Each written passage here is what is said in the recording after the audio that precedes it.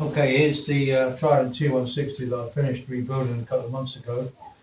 But the problem is it's smoking quite badly from the exhaust. It's burning oil. And so we need to take the whole top end off, put new rings in, possibly have the barrels rehoned. I'll talk about that later. But people have asked me, well, how bad is it smoking? Well, the answer is bad. So I'm going to start it up. We're down in the basement, so I'm not going to run it long because it's like we'll die in here. But what I'll do is I'll start it up and it'll run, and it'll be a bit fumy because the choke's on because it's cold down here, but there won't be much smoke. About 30 seconds, 45 seconds, a minute after we started it, it'll suddenly start pouring smoke out. So don't think, oh, it's not smoking much when I first fire it up, but then it will start smoking. But okay, people have asked, what does it look like? So I'll put it on. But as I say, I'm not going to run it for long because it's so bad. I mean, even just the fumes with the petrol burning, let alone the oil smoke.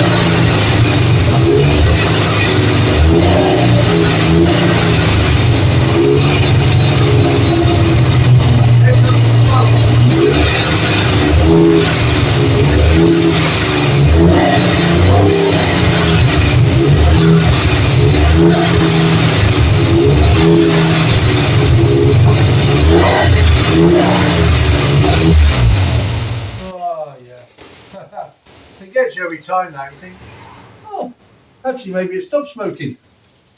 Maybe there's been some miracle while it's been standing. It's not smoking because it doesn't smoke for about, well, because I've not started for a while. It didn't smoke for ages then.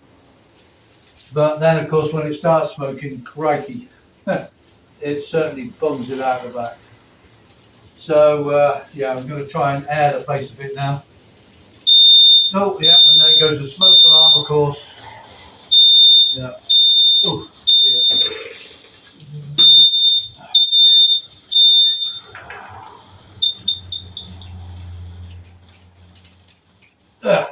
Yeah, that's the smoking engine. Right, I'm afraid it's time to take all the engine apart again on the dear old T160 that I've just rebuilt. So here's the T160, and it runs beautifully and it's all rebuilt, but it's burning oil, smoking quite badly.